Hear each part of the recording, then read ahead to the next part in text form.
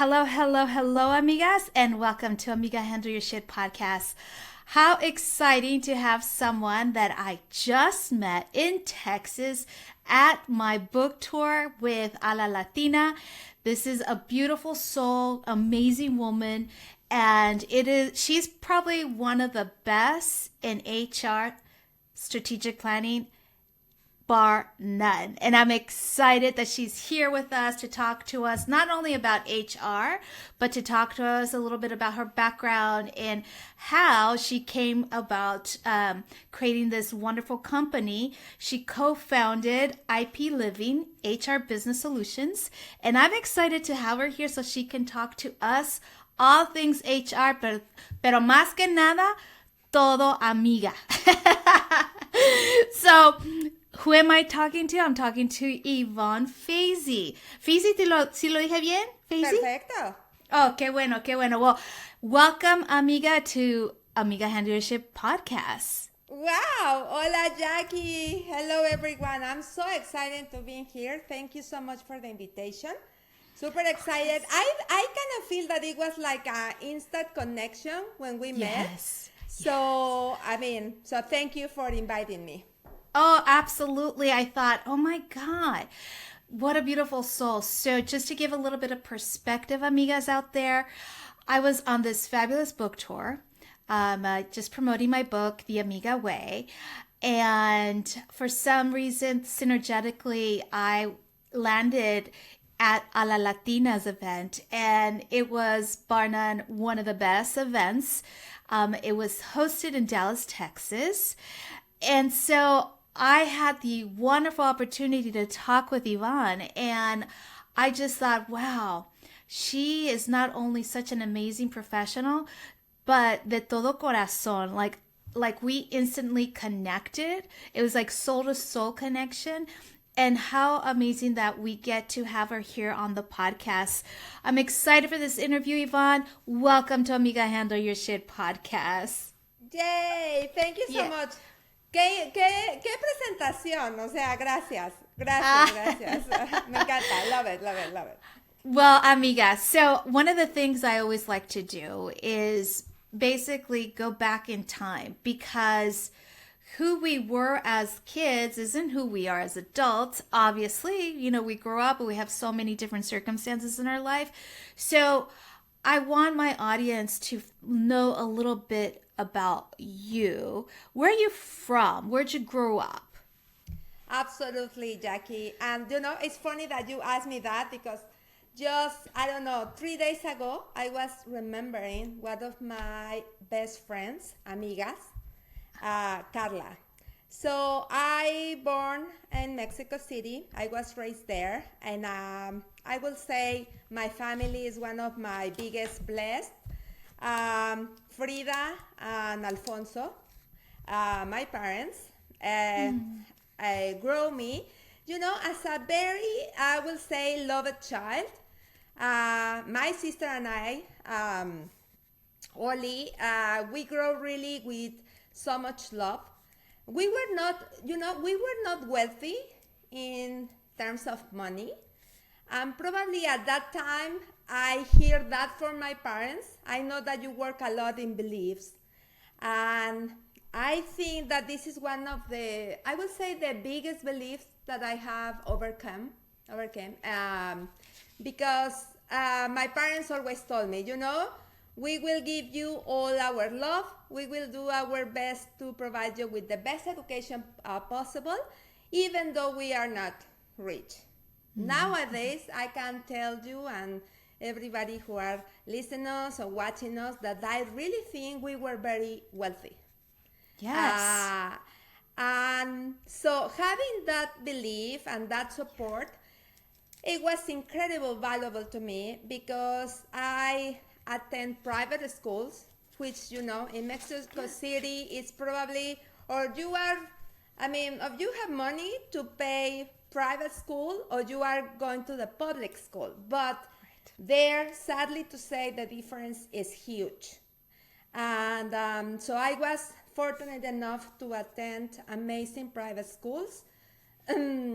I went to I obtained my bachelor's degree, and my parents support me pretty much economically, pretty much until my bachelor's degree. Half of my bachelor's. I study industrial relations. And I will say in the third semester, I made the decision to say, I need to work, right?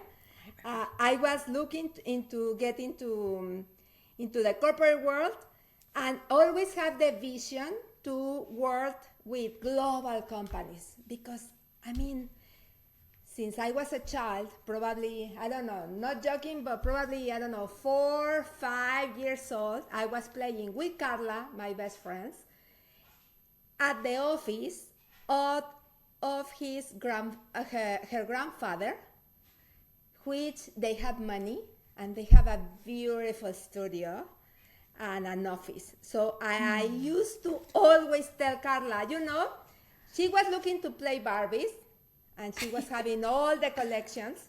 But honestly, since that time, I was just bored in playing with dolls. So I was looking to get into business. I usually even used to grab a pen and we were faking kind of like, okay, let's smoke. And funny, and it was, it is funny because nowadays I don't smoke, but at that time we were, grabbing our pens and say, okay, let's do business. And we used to, post-its of her grandfather, and it was awesome time. So, and my parents used to tell me, I think you are going to love business and working, and that happened. Since then, I knew it that at some point in my life, I was going to have studies, I'm going to have a work for a company, and I was fortunate enough to get into the corporate world with amazing global companies. And that's why I got the opportunity to come to the US, right? I finished my bachelor's degree in industrial relations. I got a master in business and human capital. And I used to work for Grupo Bimbo. So I received the amazing invitation and challenge to come to the US to start the operation of the first manufacturing facility of Takis with Barcel USA. So Takis, the actual what are the, ¿cómo se dice? Las the chips. Takis, the fuego. Yeah. Oh, the fuego. Okay. Yeah. Yes. Oh my God. So that's gonna be kind of a little bit of a journey, but yes, everything is starting with family and how I was raised. Yeah, and you manifested. It seemed like the universe was conspiring from the beginning with you, showing you how it would all manifest for you in that office environment. How incredible to have that gift at such a young age, and that now you're doing exactly what you thought you would be doing, which is working in a global setting. So let's talk a little bit about that. You said you came to the United States, and how long ago was this? I came in 2012. 2012. Okay, so you came in working for Takis here in United States. Oh my God! So tell me, how was your experience there? Wow, it was amazing. I always say that as a really serious thing, I really think that I love the osito and the ardillita. For all those that are old enough to remember, the mascots of the company. They were iconic.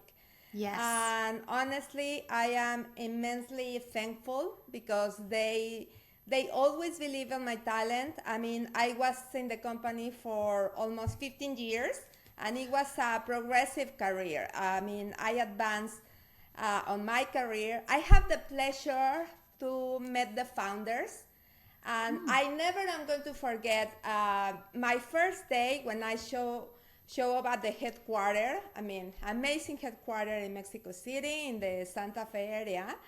I was at the elevator waiting, and I noticed all kind of the people a step back. They did a step back. And it turns out that I got into the elevator with Don Lorenzo Servitje, was one of the founders of Grupo Bimbo. But I didn't know that at that time, right? I mean, I knew the name, but I didn't connect exactly the dots at that moment until he introduced with me and he say, "Hi, I'm Lorenzo." So I say, "Oh," so then I got nervous, kind of shocked, and I say, "Oh my gosh, it's inside my head, I realized that it was Don Lorenzo Servitje, and I say, "Okay, well, I'm Ivonne," right? So I introduced myself, and I told him, today is my first day. I mean, I'm so excited. And it was beautiful what he told me, because he told me, "I hope this is your last job. I hope this is the last job of your life. Please feel free to feel welcome until the day that you want." Can you believe it? Wow. And you took that to heart. Right? Right? I took it to heart. And yeah, I mean, I know you have a lot of faith. I have a lot of faith too. I believe in God, and how the synchronicities happen, how what you really desire and work towards can make a reality.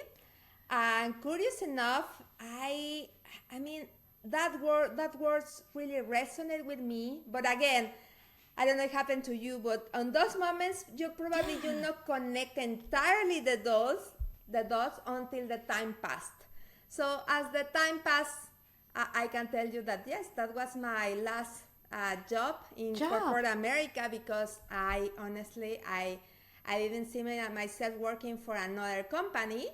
And I knew it, that at some point in my life I was going to have my own consulting practice. But it was kind of a story based in different pivotal moments of my career and life.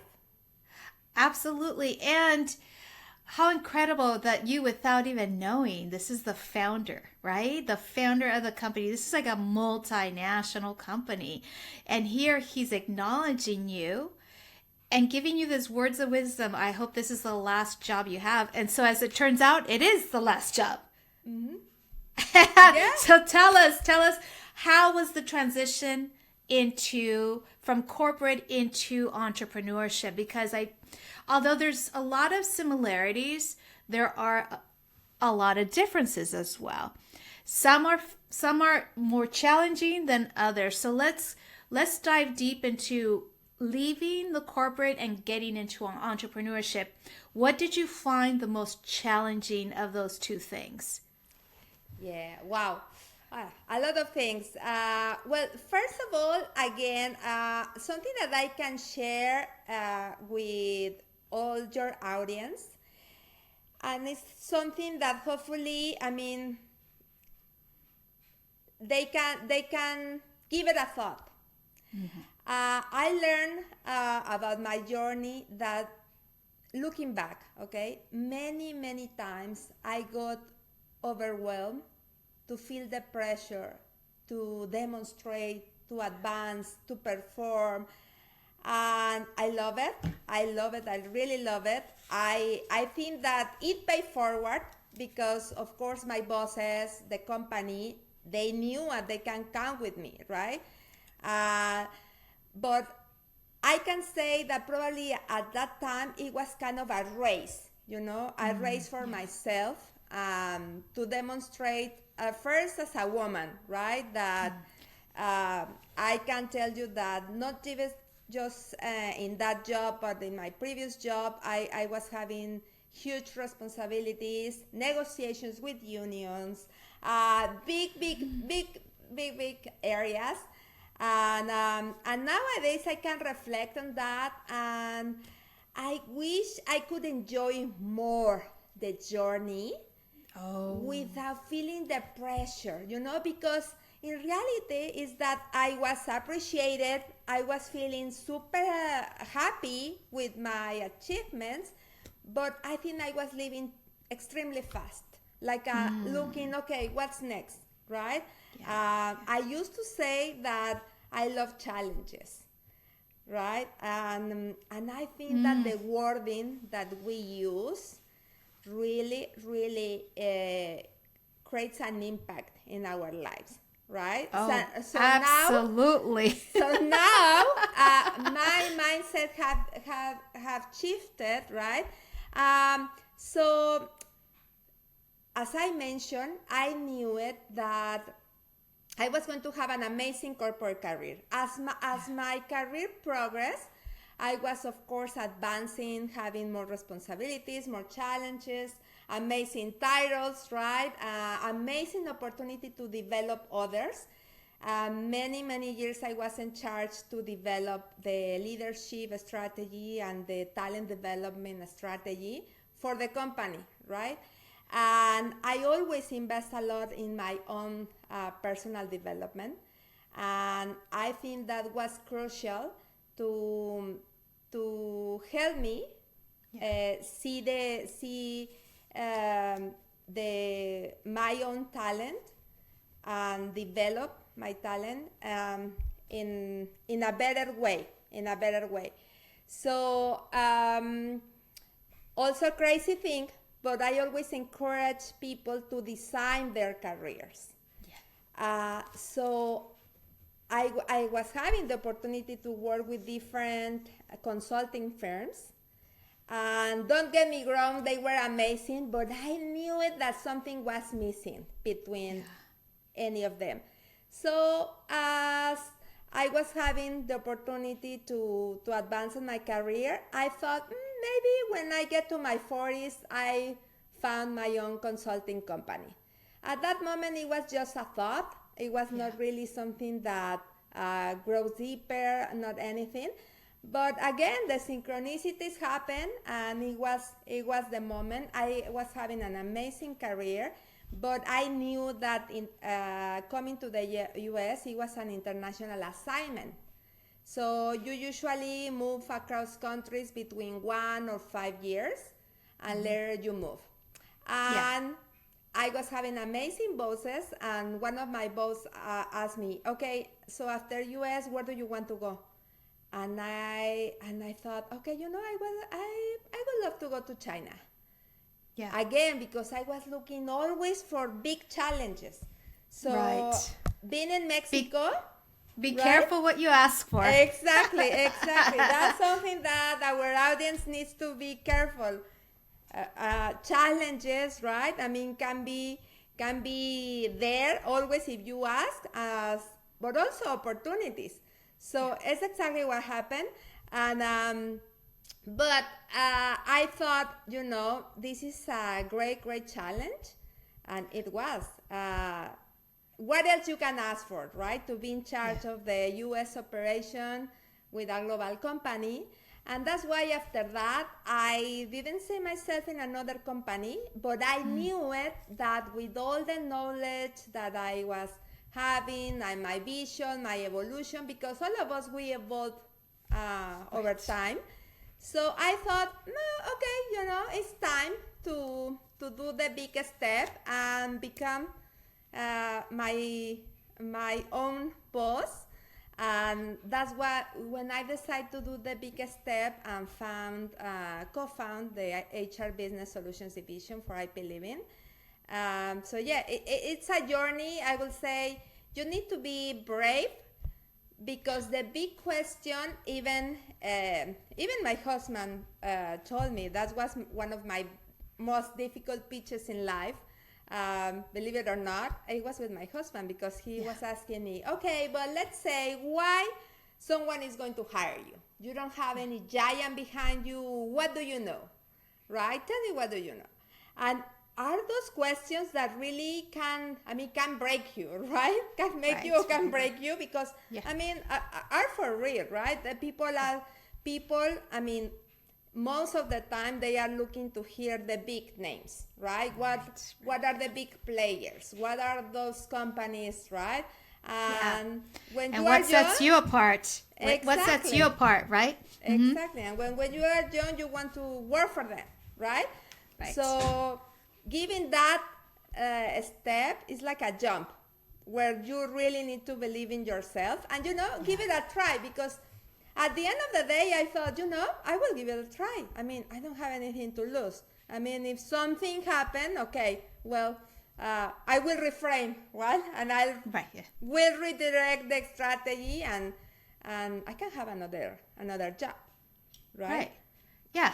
Yeah. It's like, even if it's not going to happen, but if it were to happen, that it would fail and it would be a bust, no pasa nada. You just go back to where you were, because you do have this history behind you.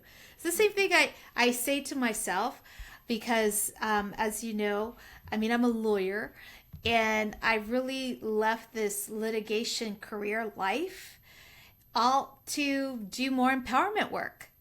And I felt like, okay, well, if it busts and fails flat on my face, it's okay. Dios me tiene, Dios sabrá.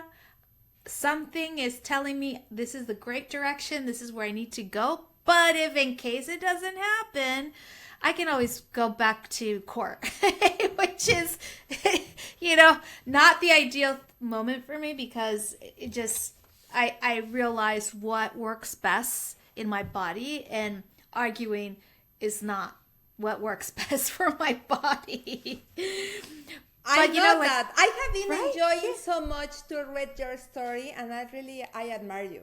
Yeah, I mean, it's a terrific story as well. So wow. Oh, Yes. no, well, thank you so much. And you were talking about evolution, and I think as you get older, there's an evolution, not only in your body, in your mind, and in your soul, but there's something that happens where you become, I would say, more mature, you have more wisdom.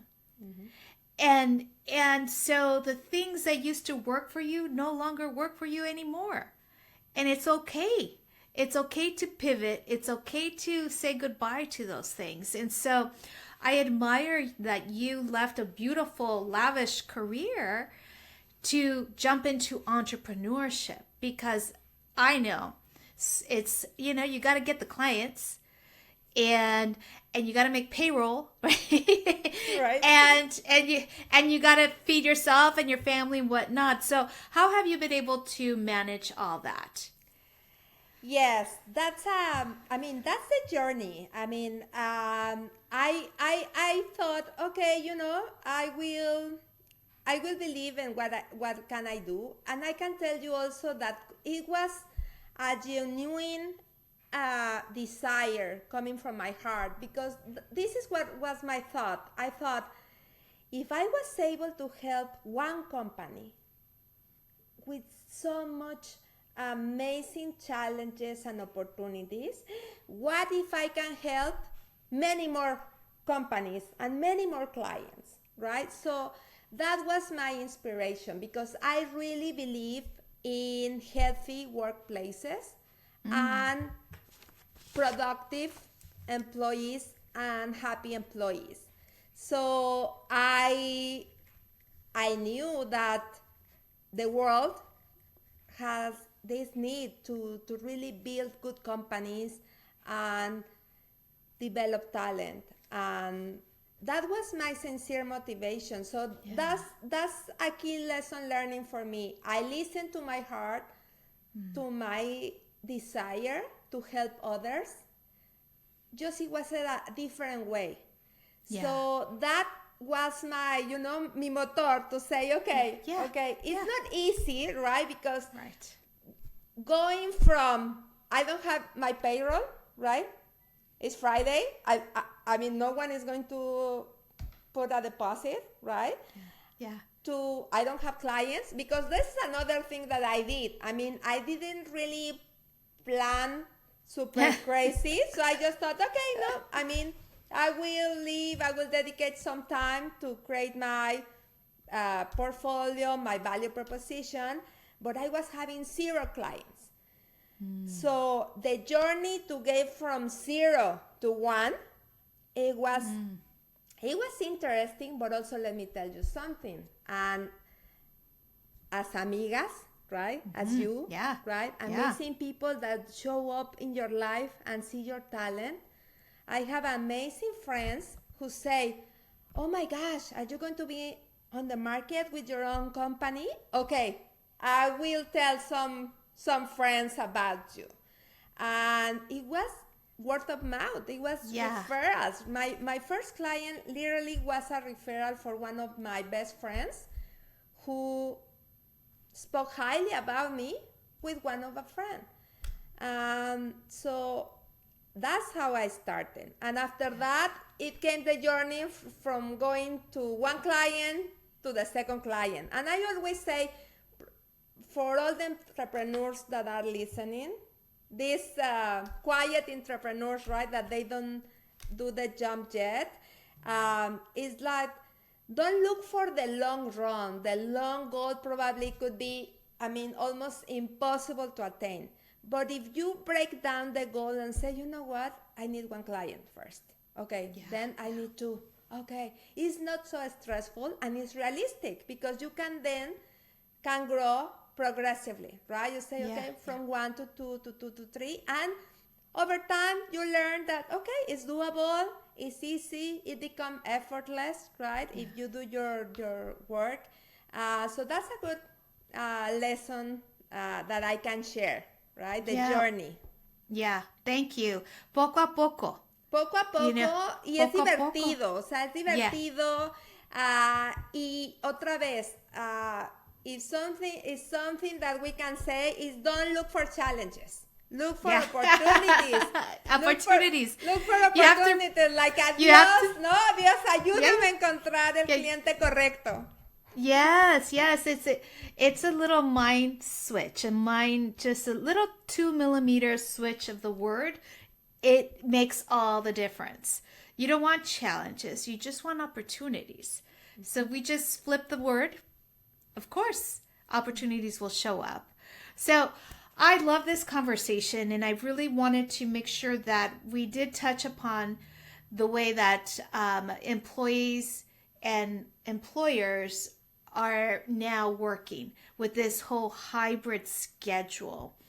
How has that helped you in your industry? Because I hear it from my husband. He's in corporate America, and he's like getting the back end because he's like a higher up, and like, well, they now decided that they have a medical leave when you just saw them the day. Like, it's just so interesting the way employees are kind of switching it around. So what do you see in your environment? Yeah, that's a great question. What I have seen that, in my opinion, it's a lot of noise out there. A lot of noise. And I believe that generalizations don't always help. When you talk about a topic and you say in general, all the people are like that. All the companies are like that, right? No, it's kind of dangerous because it's not accurate. So I know and I believe that every person is different. Every leader, every boss is different. Every company is different. Every situation is different. So one advice that I could recommend is to do not buy stories that are not yours. I like that one. And I think that is a tremendous opportunity in the corporate world, because employees looking for new companies, new jobs, sometimes they are so concerned about, but why is the company looking? What happened with the former person there? So they are so into the problems, right, with so much caution that, I can tell already they have so much biases on them, right? And the opposite side happened the same with the leaders, right? They are afraid to say, maybe my team they are not going to be able to perform. Maybe they are going to be lazy. They are going to be, bad employees. So we have so much biases around, and that is not helping. That is not helping. Sadly, yes, some employees abuse of the companies. Yes, that's a reality. And sadly, also are bad bosses, right? Bosses. Bad leaders. Yeah. I mean, that's a reality. But Right. I always encourage companies and people to see the situations in a way that can be solvable, that are not pointing fingers, right? Are not finding guilties, are not, is how can really we solve the situation in a way that is good for everyone, right? Yeah. And I am a believer in being honest. If you have an awful company, because also it happens, I always say, you know what, to the leaders that I advise, say, you have better chances to find good people and to solve the problems that you have in your company if you are honest and you embrace where you are and say, I'm having these terrible issues. So are you open to join? Are you open to help me?